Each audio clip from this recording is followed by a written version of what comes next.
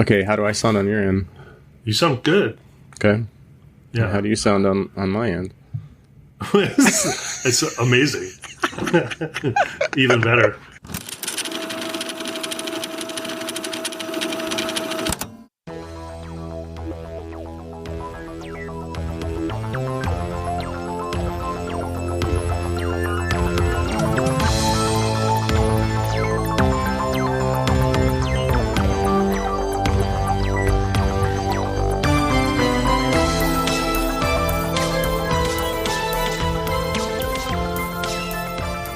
Hi friends, I'm Blue Mitchell.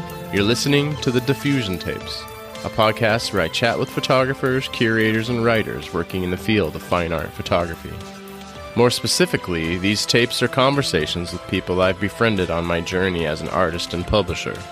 So now I get to learn a little more about these folks that I admire and respect, and I'm inviting you into our conversation.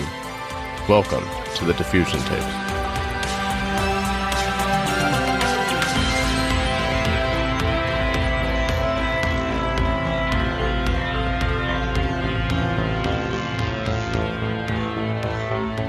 Okay, here we are. You are tuned into the Diffusion Tapes. Thanks for joining me. I'm finally getting back behind the mic. So whether you're a first-time listener or a fan of our first season, my original intention of these tapes was to do all the recordings face-to-face. But of course the pandemic ruined that concept, and I wasn't sure I was going to continue with the project. But after much consideration, time, and some big changes, I'm back at it, but recording remotely now.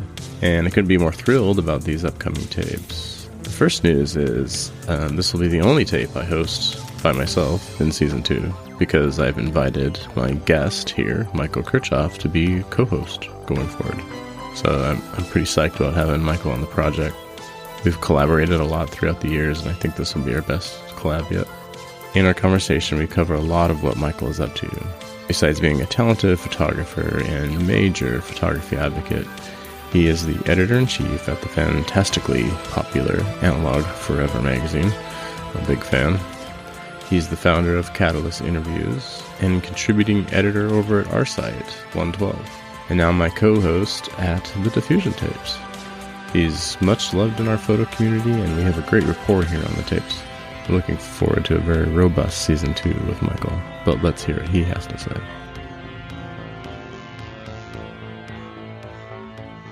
Yeah, well, at least it's not trash day. Yeah. It is trash day here, actually. Oh, is it? Yeah. So I guess we might hear it. I don't know. We'll see. Oh, okay. All right. So the first thing that's going on here for the first session of the Diffusion Tapes is I caved and now are doing remote chats, which is a new concept for me. I was very resistant to going remote for the Diffusion Tapes because my whole thing was like, oh, we record these face to face. So now it's like digital face to digital face instead. Right, but I mean, doing it this way it doesn't seem problematic at all, other than maybe some technical difficulties that, you know, the person on the other side of the camera has to deal. I mean, otherwise the reasoning for doing them all face-to-face in person was what? You wanted to just have physical contact with the person, or? More of a relaxed conversation where you get a lot of body language. Yeah. You know? Well, it's nice to be able to see through, you know. We can't high-five each other, but we can see kind of what's going on. The thing with doing these remote is it increases access to people. So that helps quite a bit. Yeah.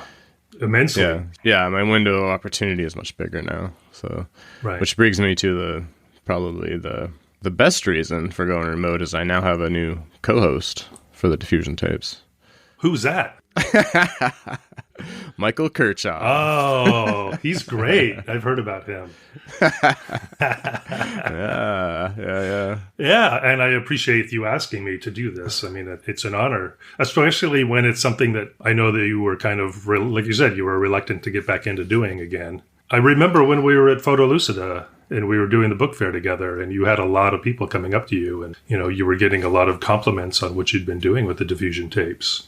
And I think that was kind of, wasn't that the spark that kind of got you going again? yeah, it just confirmed, my interest.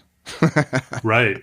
You know what I mean? Like I had all these ideas on, starting over and doing more of these in person. And I even started inviting people. And then I realized that now it was going to be difficult for me schedule wise to be doing it.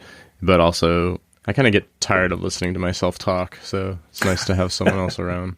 So let's get into it. Sure. Michael Kirchoff, where did you grow up? I grew up where I'm at now. I've gone full circle over the years. I grew up in Los Angeles, California, in the suburbs, in different places, outside of the downtown area, or what most people, I guess, think of as Los Angeles. I mean, it's a pretty broad term since every single city out here grew together years and years ago. Visitors to Los Angeles just think it's just one vast wasteland, which in some ways it is, but there are differences from town to town. So it was an interesting place to grow up. When people come here, it's interesting hearing their remarks about the city that you grew up in and how immense it is and how it's difficult to get around. It's so challenging geographically. But to me, it's always just kind of been normal. So when I did leave here, I left for Santa Barbara, which is obviously a sleepier beach town, especially at that time.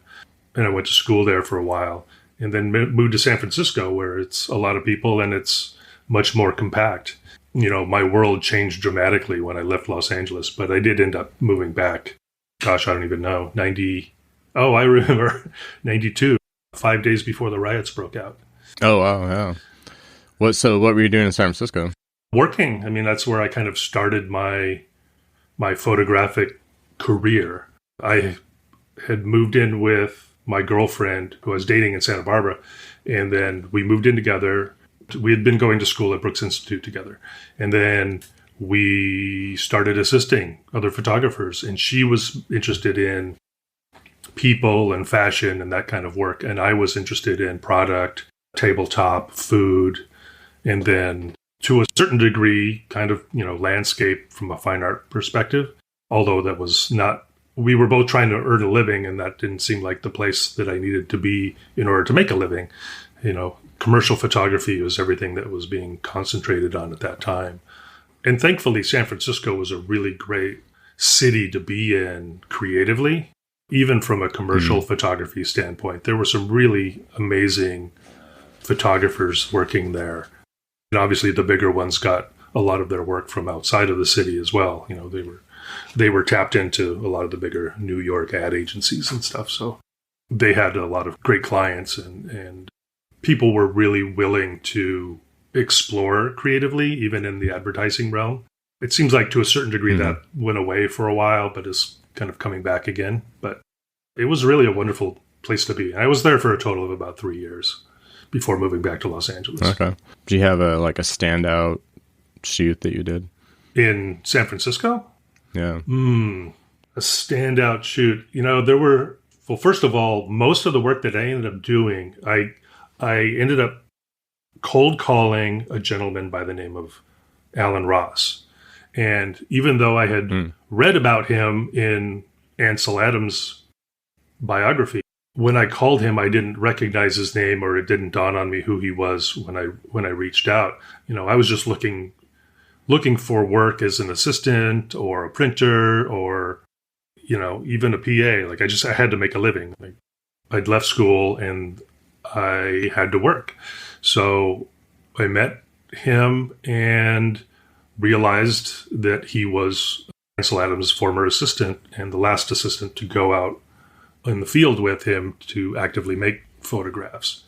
And to that day, or even to this day, he still prints the special edition prints from Ansel's original negatives that they sell at the Ansel Adams Gallery. And when I met with him, he said, well, let's go upstairs and hang out and talk a little bit about what it is that you do and what it is that I need.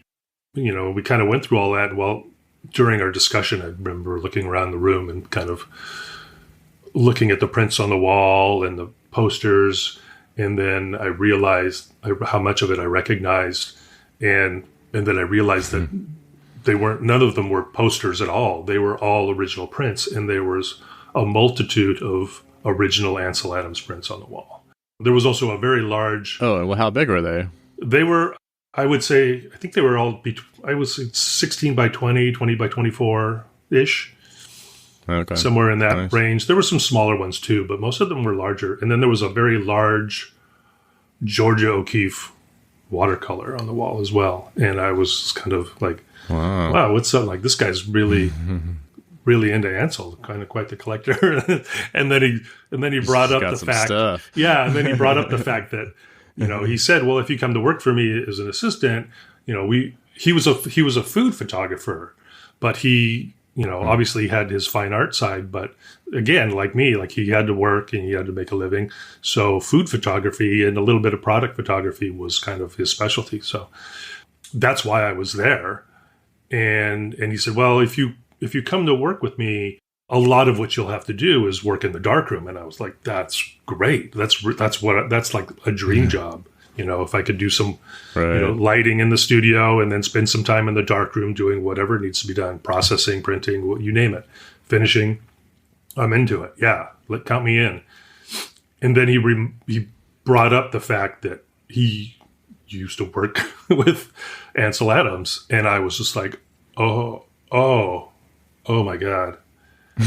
And I immediately broke into a cold sweat, and I was like, wait a minute, so this guy wants me to come and work with him in the darkroom, and I immediately got very kind of flabbergasted and Did you feel like, oh shit, I'm over my head? Oh, absolutely. Like my anxiety just shot through the roof. And as soon as that happened, he was like, yeah, so I think you should come to work for me. And I got something coming up next week. You can kind of come on in. And I was like, well, yeah. Sure, yeah, sure, I guess I can do that. So I did, and, I ended up working for him very frequently. I wasn't the only assistant that worked with him. There were a couple of others.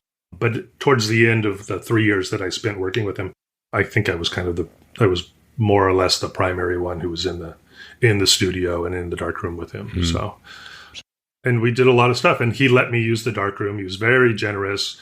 He was... I think I probably learned more from him in the 3 years that I worked with him. And it was it wasn't a full-time gig, right? It was just it was freelance, but it was frequent, it happened frequently. But I learned as much from him that I did in all of my years of schooling. No, I bet.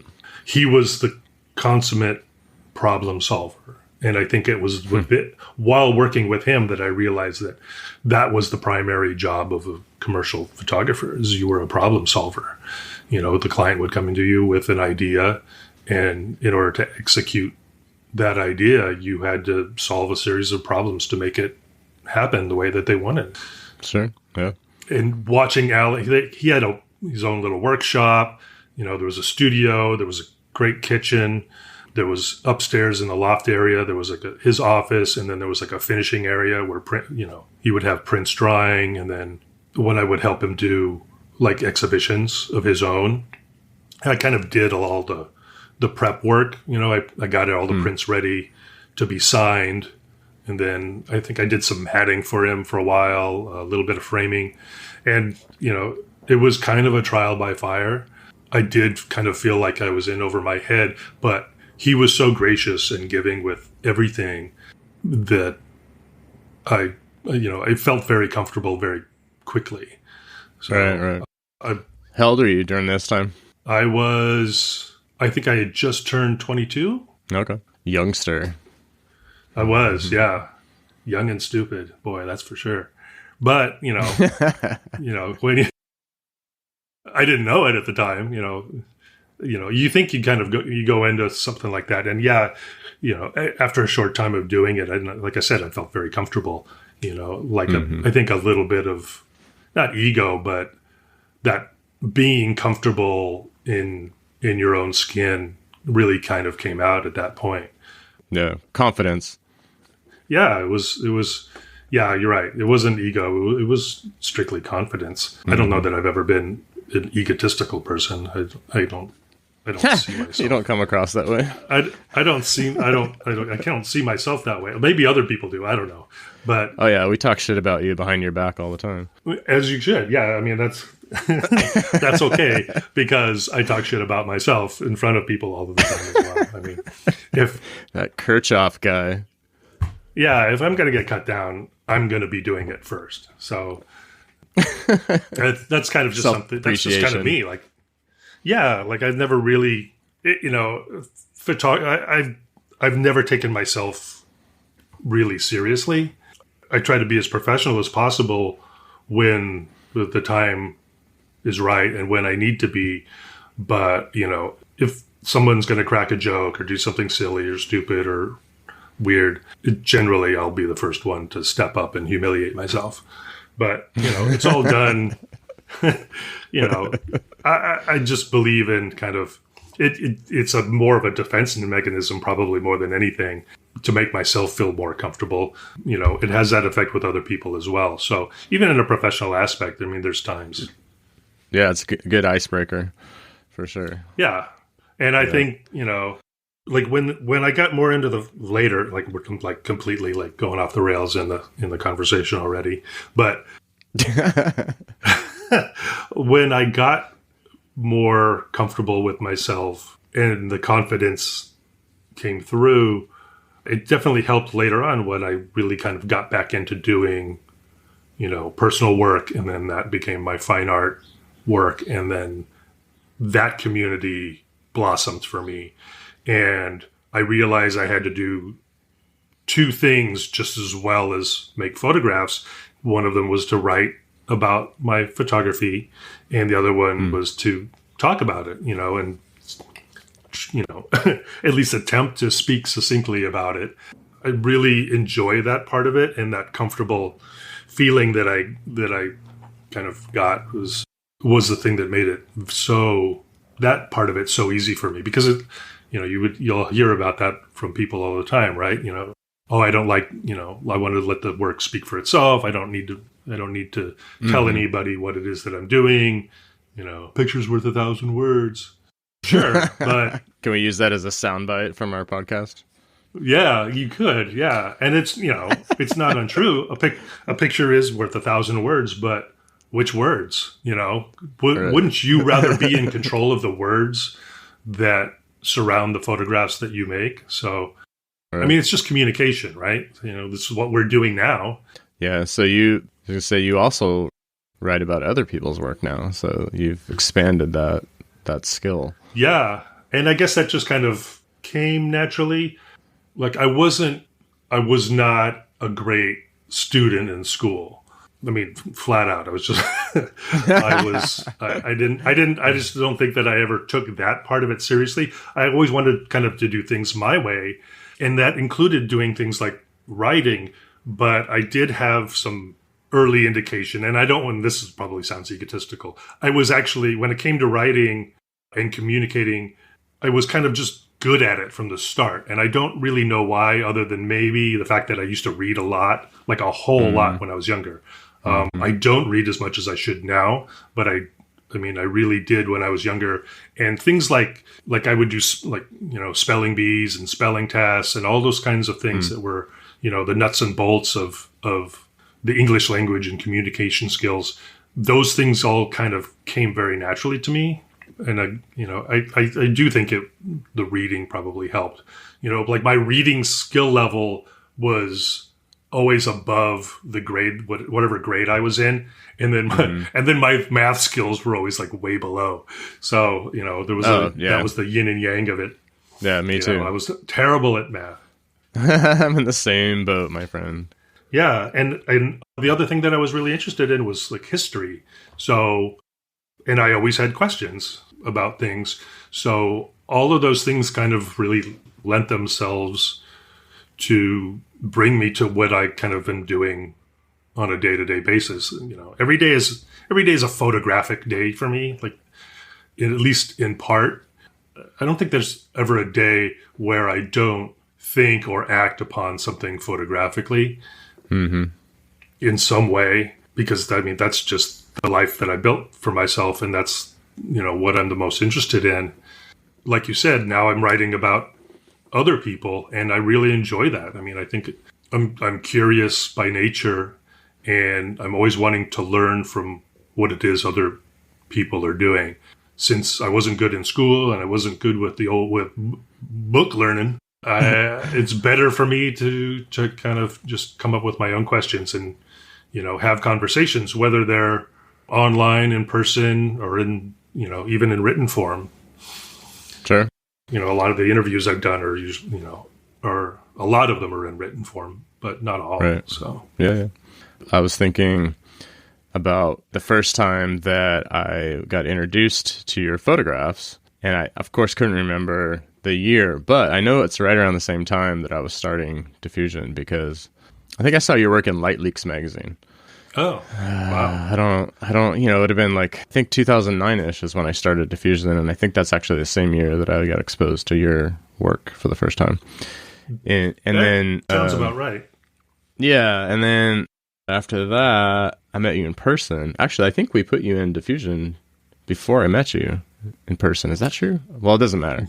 I did meet you at Photo Lucida, though, and I knew of your work. In fact, I might have put it on Plates to Pixels before I met you. No, that was after I met you. Well, I don't know. The timeline is very fuzzy for me.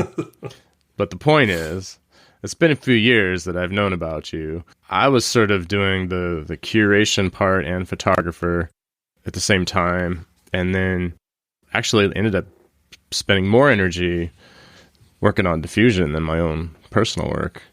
And so I can relate to your comment about every single day I'm doing something photographic. I may not be doing my own photography, but I'm doing something related to the photographic community or the process, or I'm learning a new process, or I'm designing a magazine, or I'm posting a portfolio on a website that I like. That's sort of how I started doing this, was basically posting photos on portfolios on a website. That was my, poor man's gallery, basically. Absolutely. So anyway, that immediately became like the thing I was doing. And then I got invited to do photo reviews, and I think I met you at my first Photo Lucida you were a reviewee. Oh, that's interesting. I didn't realize that was your first, go at being a reviewer. Yeah, I'd been a reviewer at Photo Nola in 2010, and I think maybe that's what got me invited to go to Photo Lucida. People must have liked me because I wasn't disinvited. I mean, I actually got invited to something else. Yeah. Huh. Who would have known? Like that guy's not an asshole. That's, I think in some ways, because the community is so kind of giving and willing to embrace people, I think that's the bar, right? Just don't be an asshole and you'll be accepted. Right, exactly. We appreciate different perspectives. Just don't be an asshole. Yeah. As long as we know where that line is, we're okay. Right. So anyways, my long story short, then I saw you're not just doing photography, but also starting to do other things. And tell us about your gig over at the now defunct. Well, they had a print and did they have print and web, or was it just web? It wasn't even really on the web. Gosh, sorry, it's Blur. I've already kind of forgotten. Yeah, it's Blur magazine. Yeah. Blur magazine is where, I'd really been concentrating heavily on my own photography for several years, and I had made a lot of inroads, and I had I'd been in lots of group exhibitions. I was starting to do solo shows. I had met you, and honestly, that in 2011, I think is when, was it 20? I think it was, yeah, I'm pretty sure it was 2011 when I was there. That was the first time I showed up as a reviewee. Like a whole lot of stuff came out of that. A lot of exhibitions, a lot of publications, and a lot of relationships that blossomed, and things came to fruition over time. Sometimes it took months, sometimes it took years, but looking back, a whole lot of great things came out of that year. After taking advantage of all those things and enjoying them, I can't remember how this happened, but I got connected with, his name is Rob, he's still around, Robert Gojvik. He was the creator of Blur magazine. And it was, quote unquote, an international fine art photography publication, and they had some blog articles online, and there were a lot of photographs, but it was really about selling a PDF download kind of magazine, right? It was a digital magazine, Yeah. so you could look at it on your laptop, your iPad, your phone, whatever. Well, it had multiple formats too. Yeah, and it did. He changed it up a little bit over the years, but in the end, he did it for 10 years. But towards the end, people weren't buying it anymore. He was starting to kind of go into debt a little bit over it. Not a huge amount, but the guy was he was a graphic designer, and he worked his ass off. He had a wife and kids, and he was the breadwinner in the family, and he was immensely talented. So he is. And I think though there was a certain amount of frustration that came with dwindling sales, because he was probably putting more work into it towards the end and getting kind of less out of it. So eventually he pulled the plug. But that was 2018, but I came to him in 2014, and he wanted to put me in the magazine, which was great. Oh, okay. And I think it was like through an email exchange. I said something like, hey, if you ever need to know about anybody else who does great work, I have some friends and some people I know about that, I think you would be interested in seeing, that you might want to have in the magazine. Yeah, totally. And he literally came back and said, why don't you just be the editor? Or one of the, like, he had a couple of other people who were kind of acting as an editor, or contributor, I guess, for short periods of time. And I said, I'm like, I got a ton of ideas, a ton of work that I'd love to show you that isn't mine. And he's like, great, show me some suggestions. And then I would give him suggestions, and then he would start to send me submissions that he received. So there was a lot of, we were both sharing work back and forth, and then I would make selections, and, sometimes he would turn them down, and I would get a little bit disappointed, but, there was always somebody else. There was always somebody else that I wanted to show. And he had kind of different themes early on, and then that kind of went away, and then that opened it up to more people and more places to show. And then he asked me to do an interview with one of the people that I chose, and I had never done that before. He always did them. And I just assumed, like, oh, well, he's the creator of the magazine. He does all the interviews. So it wasn't anything that I thought I would ever kind of step into or even ask about. So he asked me to do that. And and he's like, yeah, come up with 12, 15 questions. And I'm like, 12 or 15 questions? Oh my God. I'm like, I'm not, how long is that going to take? Like, I don't, And That is a lot. it's a lot. And looking back now, like through the years, reading other people's interviews and stuff, like, sometimes people will call it an interview and it's like 3 questions. And I'm like, well, I didn't really get a lot out of that. But I've seen other ones that are like 30 questions. And I'm like, well, that's crazy. It's way too long. Yeah. So I was kind of like, well, that is kind of a decent range. And it wasn't as hard as I thought. And in fact, it kind of, I would usually write more and then edit out the ones that I thought were the weakest. So I did that for 4 years. And then when it ended, I knew it was coming to an end, and I said, man, I really like this interviewing part. And if the magazine's going to end, well, that's going to go with it. So what am I going to do? I really like doing it. And that's when I came up with the idea of doing what is now called Catalyst interviews. I thought, I'm not going to put them up. It's not going to be a magazine. It's not going to be for sale. It's just going to be me. I'm, judge, jury, and executioner. I'm the ultimate dictator of the website. It's just going to be about me asking questions of photographers, and maybe I'll introduce some commercial people, but it's probably going to be mostly, fine art, documentary kind of oriented work.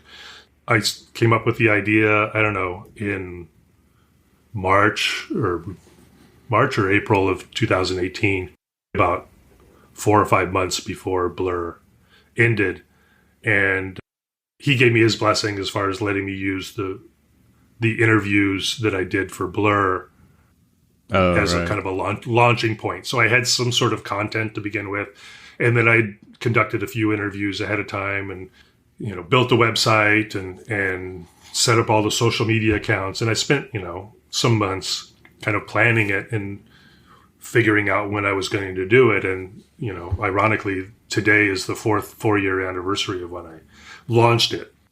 Yeah, and you're nearing 100. Yeah, I think I'm at.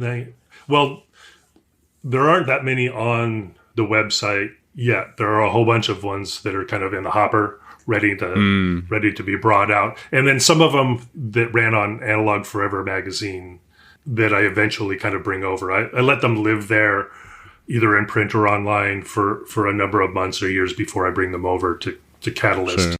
Because sometimes that gives me a chance to either expand them or update them in some way as well. Sure. And of course, that was another thing that happened during that time, is the birth of Analog Forever magazine. Yeah, so how'd you get hooked up with Michael Balin on that one? So that was something, again, it all kind of comes out of community building and the relationships that you form with people, and not being an asshole. I can't remember now. Maybe it was 2012, 2013. Michael he's doesn't come from the world of photography. He comes from the world of finance, but he got into photography through a digital camera early on, and then quickly kind of set it down. And he just didn't connect with it. And around that time, he picked up a Polaroid camera and started shooting Polaroids, and that's what kind of set him off creatively. And he really loved doing that, and he wanted to know more about it.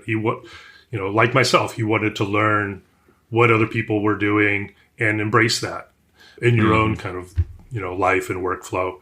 So he started a magazine called Prime Magazine, and I can't remember, but he put me in that magazine.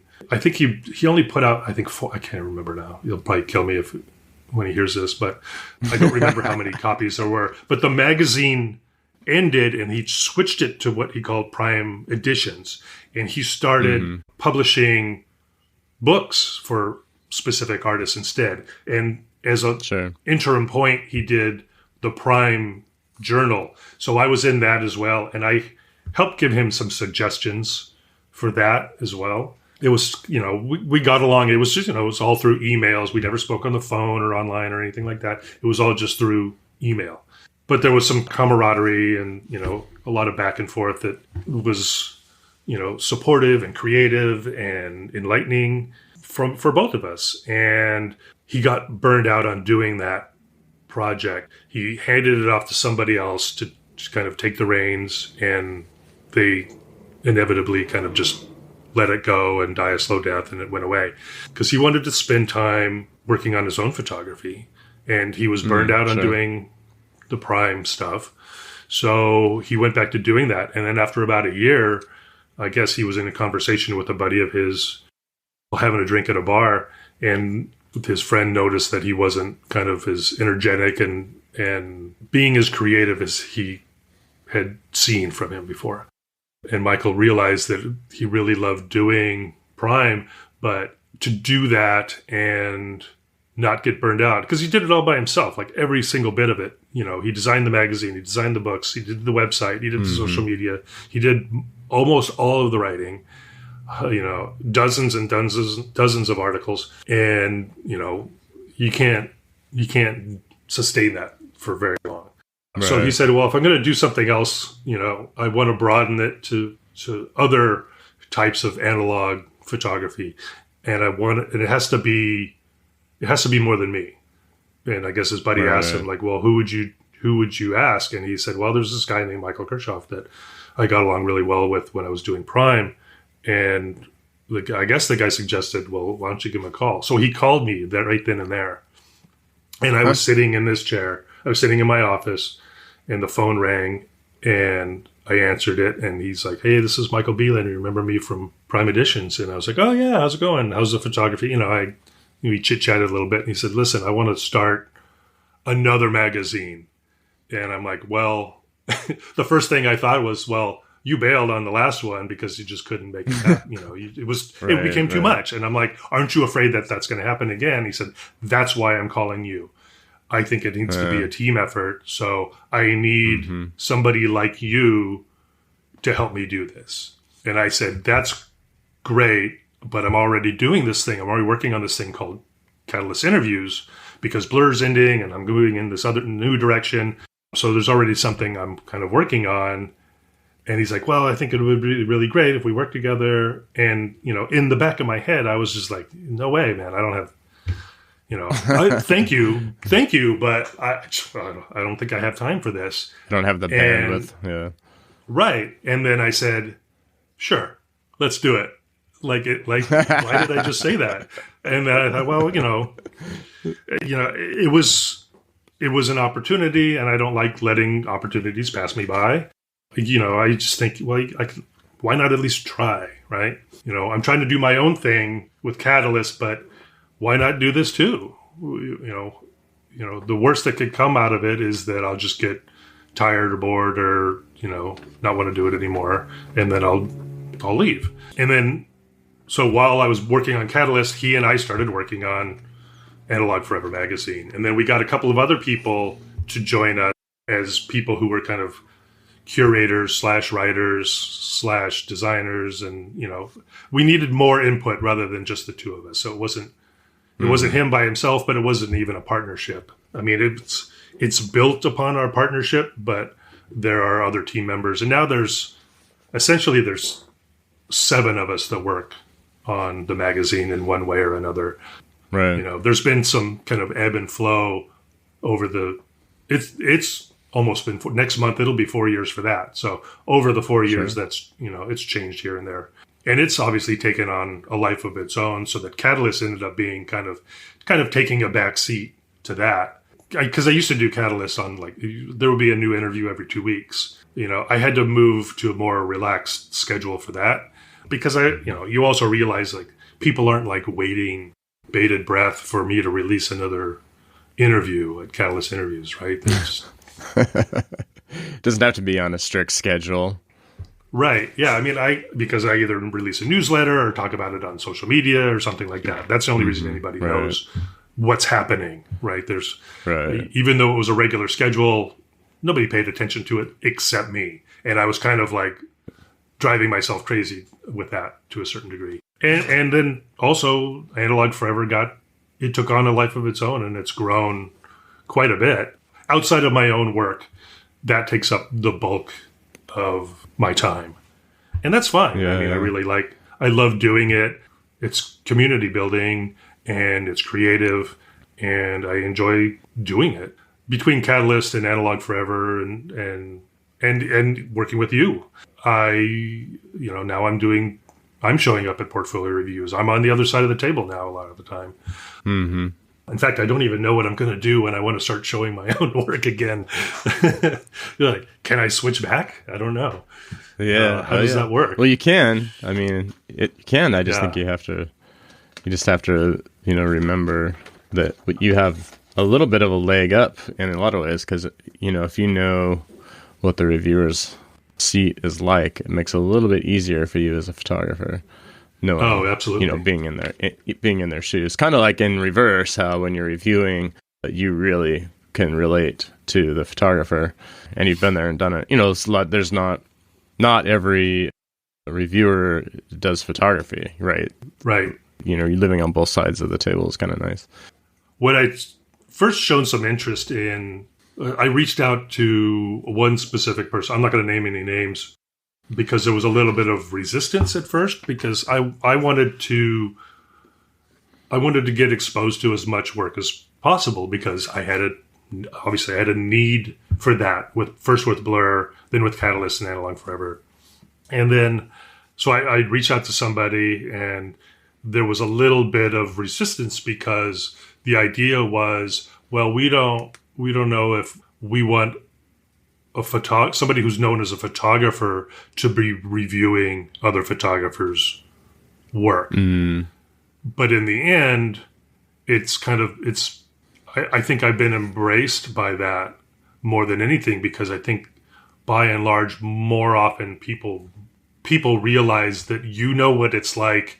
You know both sides of the table, so you're kind of privy to ideas and information that not everybody gets a chance to know about, and how Sure. all those things kind of operate. And, I have a deep appreciation for photography. I mean, that's where all of this comes from. I'm not making any money. I haven't been making any money off of the backs of any of the photographers. The only thing that gets sold is an occasional portfolio review or the print edition of Analog Forever magazine. And even that we haven't, it's so wildly expensive to do that, we're at a break-even point, which I think I kind of actually feel very lucky to even be doing that. Mm-hmm. Selling books and selling magazines is it's not really a money-making proposition, but it's a hell of a lot of fun. I do know. I can relate to that. Yeah. You probably better than anybody else, I mean, you think about how many hours you've spent looking at the work, deciding what you want to show, doing the layout, coming up with the logo, just the branding, the marketing, the social media, all of those things. How many hundreds of hours have you put into that? Yeah. I'd hate to equate it. Yeah. Like, people go, oh, well, you make money off of that. It's like, you know what? I probably have made about 4 cents an hour then, because that's how much work it takes to do this. If I wasn't on this podcast with you right now, I would be writing an article. I actually have a list. I have 3 interviews for Catalyst Interviews, 2 features for Analog Forever, and 2 interviews for Analog Forever, just for online consumption. Well, and you just sent me a few portfolios as well. So, and I sent, because again, you needed somebody to help kind of come up with articles for 112 Publishing, right? And again, the idiot that I am, I rose my hand and I said, Blue, pick me. I want to do that. And because it was already something that I was into doing, so I didn't think it would be that difficult.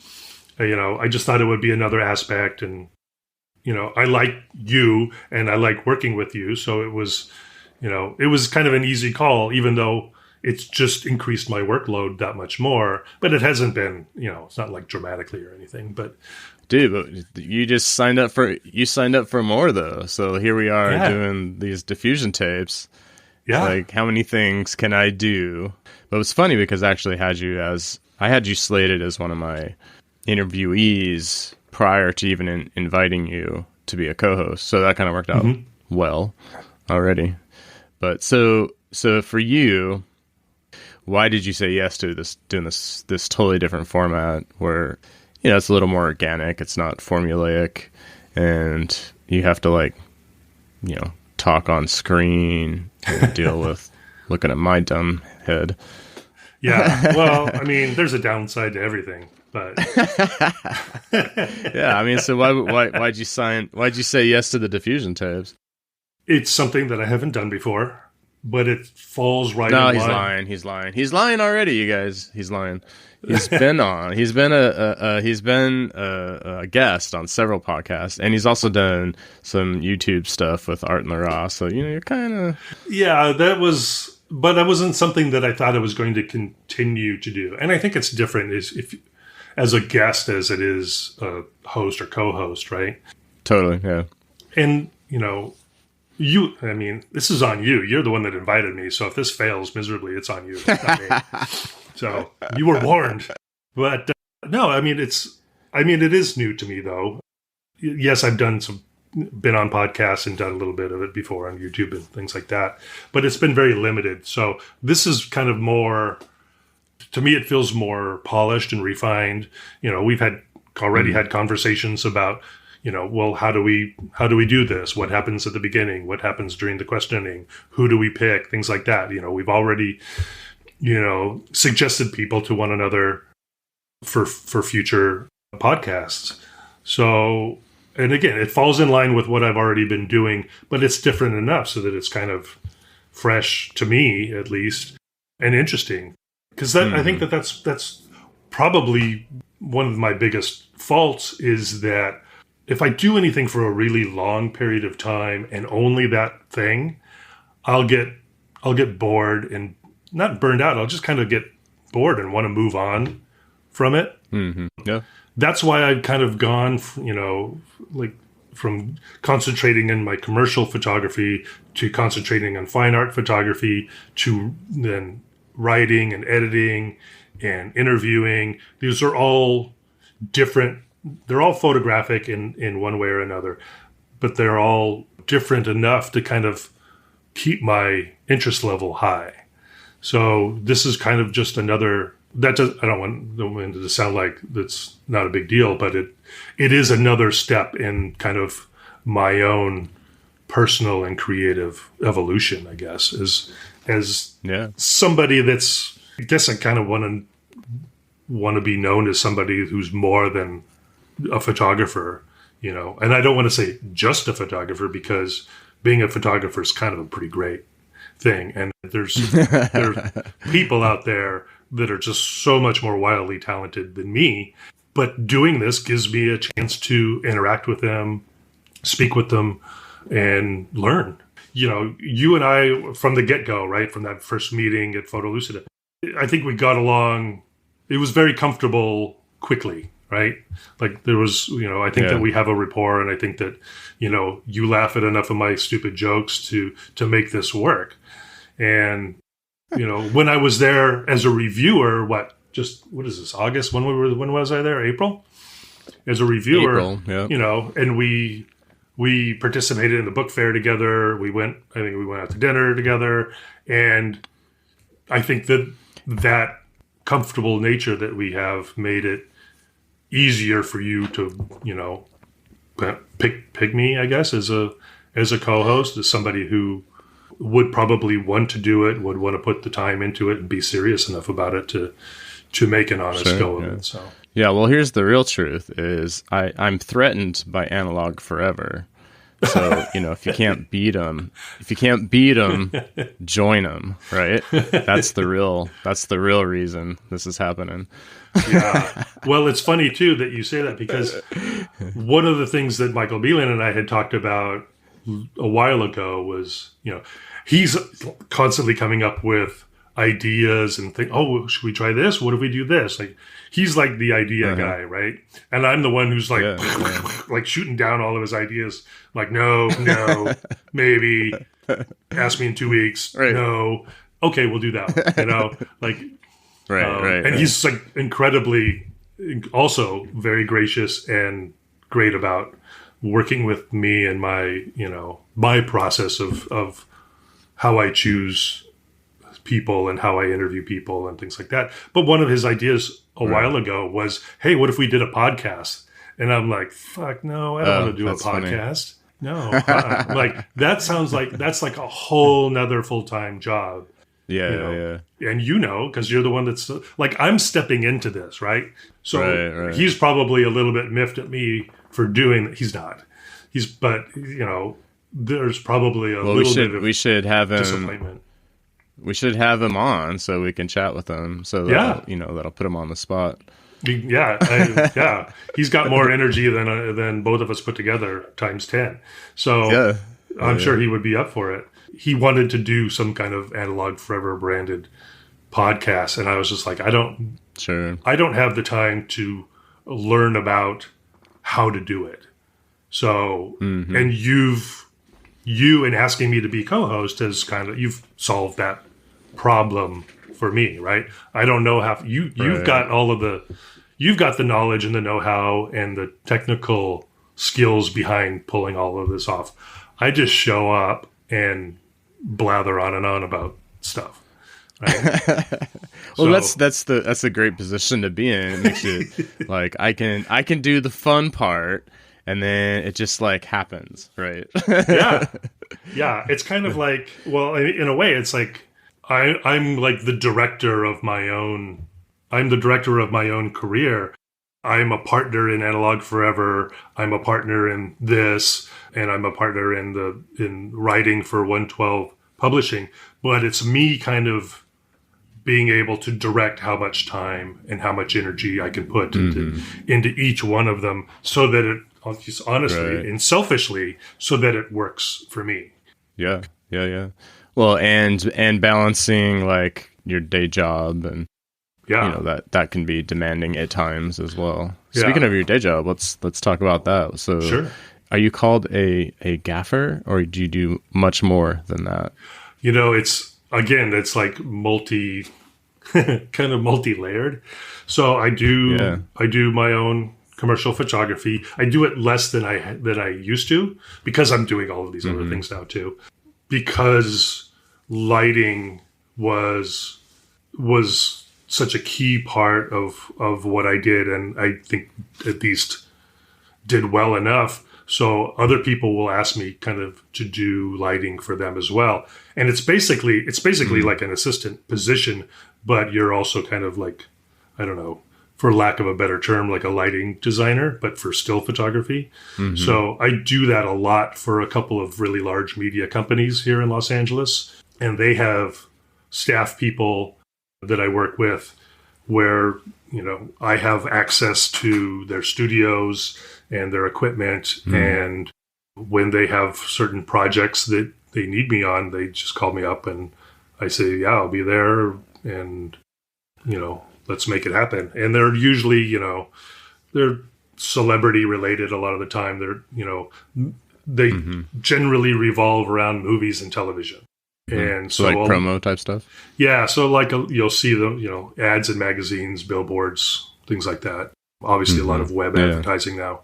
And a lot of that has kind of grown into, because the role of the still photographer has now grown into oftentimes the role of like a content producer in doing motion-based projects. A lot of them are web-based, obviously. In fact, I would say kind of the majority of them are, really. But you still, it meant having to learn a new skill set. And again, it's kind of like a director's position.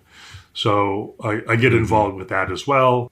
I see. And then, so that's why you might think, oh, well, he's a gaffer, because that's what, gaffers are essentially lighting designers for motion-based projects, whether they're film, television, web-based, whatever.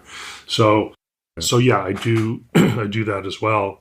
And the beauty of it is every project's different.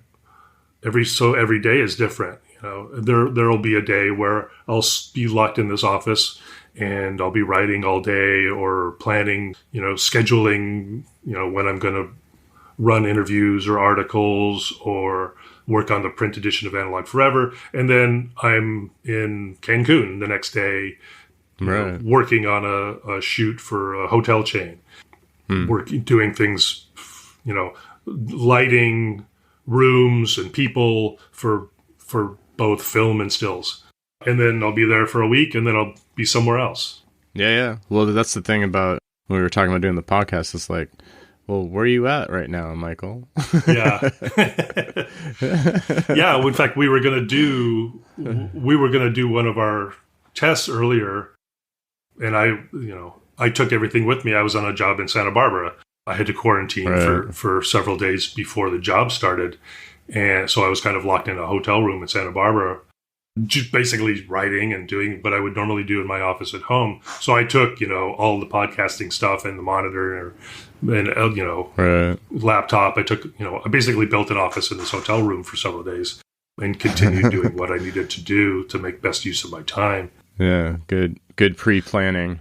Yeah, and if that was the case, like if we had something else scheduled, if we scheduled something in the evening after a day of shooting, whatever, I could be anywhere in the world and still continue to do this. So as well as the photographer, and you could be there or you could be somewhere else.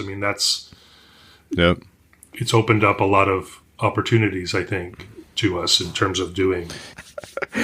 So the Diffusion Tapes we took a long break, and part of that was I needed to be a little more organized with season 2 because it took me a long time to release season 1, I'd release one, and then it was supposed to be like at least one a month, but like sometimes several months would lapse.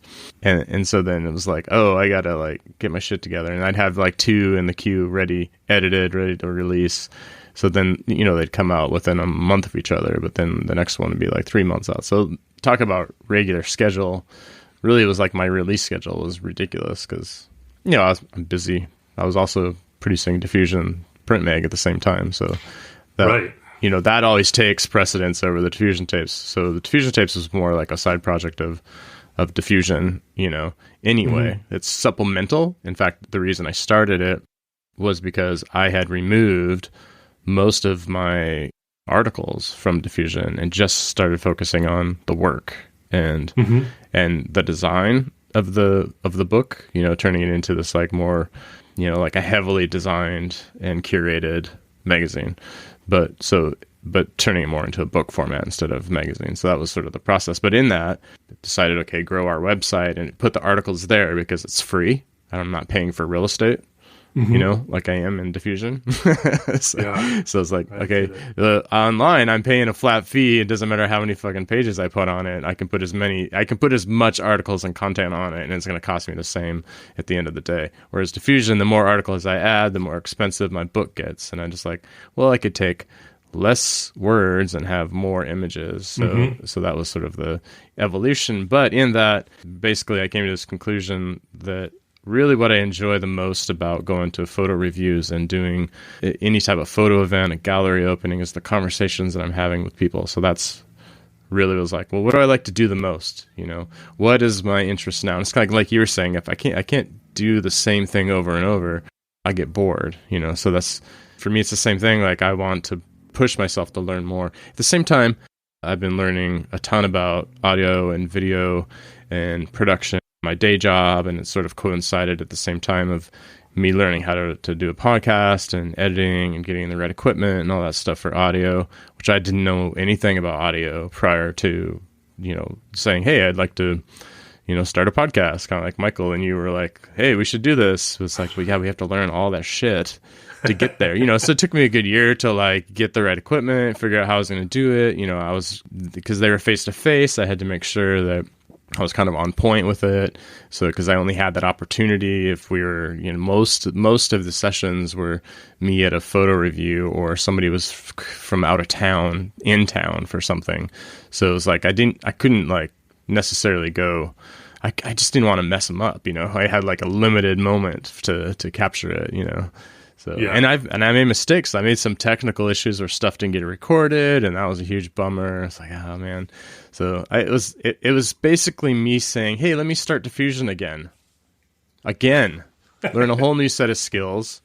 I didn't know how to publish a magazine. I didn't know anything about any of that when I started that. So it was like, so I'm like, oh, here we go. This will be fun. But it's like, it's very technically challenging to decide to take on a bunch of new stuff. Luckily, like I said, I had a day job that sort of supplemented the work, so I could actually put it into action in my day job. It's like, oh, I can record voiceover, for instance. You know what I mean? Like I can do that now, which before I had no idea what I was doing. And I still feel very amateur, but it's the Diffusion Tapes. Come on. It's funny. You mentioned that, it wasn't really the scheduling that was difficult early on. Like you had a lot of people you wanted to talk to, and you had the opportunities to talk to them.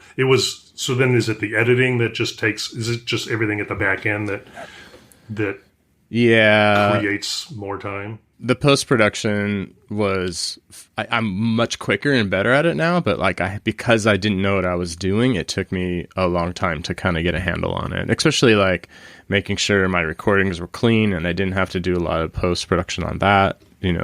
They started out a bit rough. I didn't have a handle on the technical piece of it. So then it would create, as you know, anytime you kind of fuck things up in the beginning, then you have a lot of post-production nightmares to deal with. Sure. Luckily, audio for the most part is, it's more forgiving than like video editing and stuff like that. So, right.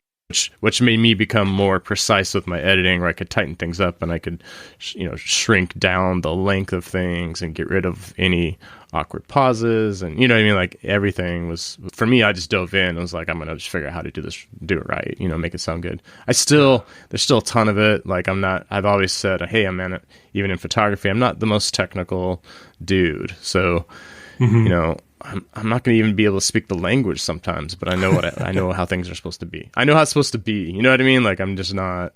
It's like, well, I was like you in school. Like I wasn't that great at math and like the science, not so much. You know, so anything that's like technical, which is sort of ironic since that most of my job is technical now in a lot of ways. So the photography and the video production and the editing, and you know what I mean? It's like my day job is definitely very technical.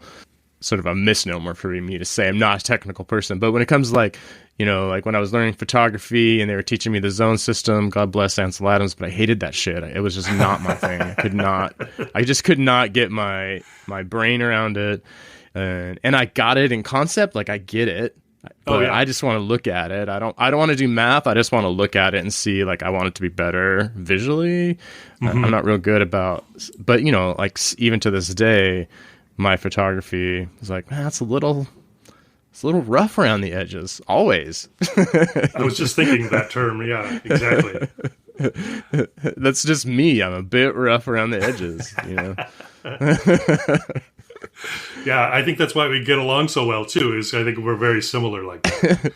You know, we've kind of taken a similar approach to learning and doing things like this. So, I mean, and that's what, when you approached me about being co-host, I was like, well, yeah, that sounds great, but you know, I got some questions, you know, like, and you sent me like, oh, you need to get a microphone and you need to get a better camera, and I'm like, I gotta go, what, like, do I have to? Oh, okay. And then I'm looking at this, I'm looking at your suggestions, and I'm like, I don't even know how to pick, like, which ones do I go? And then you know, you obviously help me out a lot along the way, but those are the things that you had to go through in order to get to where you were at now. So right, yeah. Well, cool, man. I think it's gonna be fun. Hey, I was gonna ask you, do you play music?